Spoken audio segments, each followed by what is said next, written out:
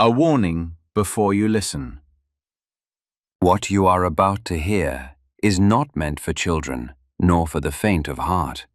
This is an unfiltered retelling of ancient myths, told as they were born, raw, violent, unsoftened. Expect scenes of brutality, curses that linger, betrayals that reshape fate, and a hunger for power that shows no mercy. These myths were never meant to lull children to sleep. They were forged in blood, shadow, and fire. So ask yourself, are you ready to hear them as they were first told? Sources and references can be found in the episode description. Chapter 5, From the Titans' Epic, Origins of Power and Makers of Tyranny. Approaching fire, when desire ignited and never faded. There was no wedding, no music, no sacred bond wrapped around clasped hands. There were only sparks, wild and merciless, flickering in the eyes of two beings carved from vengeance. Before anyone dared say wife, before the word vow even existed, everything was already on fire. Rhea didn't walk. She glided, sweeping the earth with a silent, devastating femininity. And Cronus didn't watch. He devoured her with his gaze. Every movement, every breath held too long, every glance half-turned.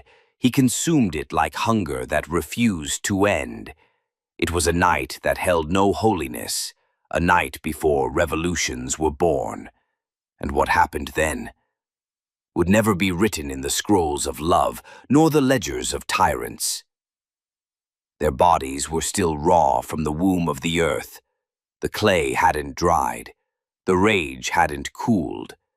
And while the Titans looked upward, still drunk on bloodshed and stars, Cronus turned his gaze to her, to the woman who never smiled, but whose silence throbbed with 1,000 unspeakable desires. That night, he didn't call her, and she didn't resist. He stood at the edge of the mountain, staring into the horizon like he owned it.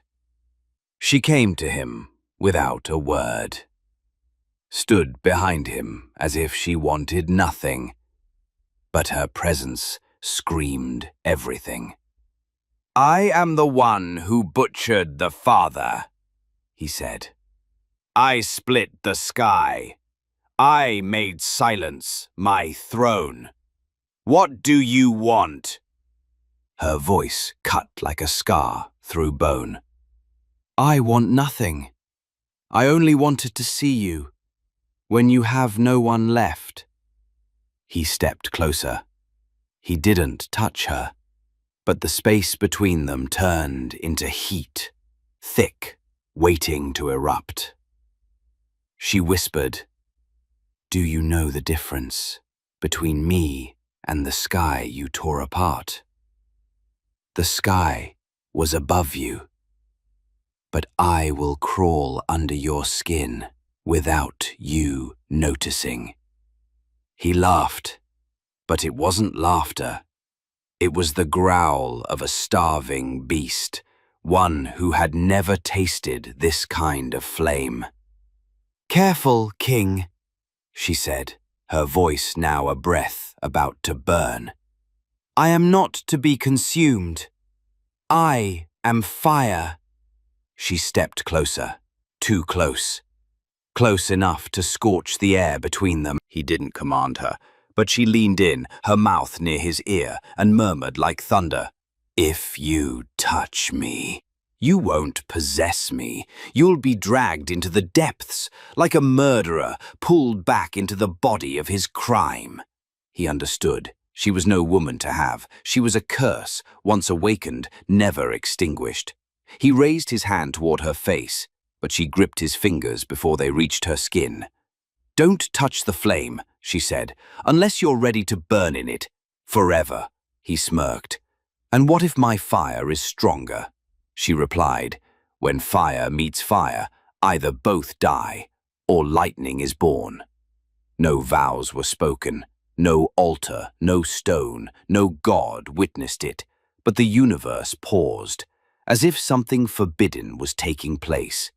Then Rhea vanished into the shadows, like she was never there, and Cronus stood trembling, not from fear, but because something inside him had begun to burn without his consent.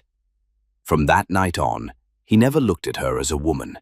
He saw her as an abyss that walked, one that knew where the fall begins. It was not love, not lust. It was an approach to fire, a fire that gives no warning and never repeats itself. And from the womb of that encounter, a storm would be born.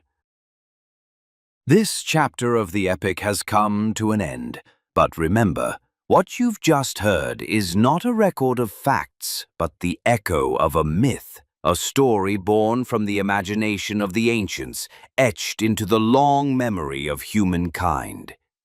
If this tale stirred something in you, if it opened a door to reflection or wonder, don't forget to support the channel and share the journey with those you love.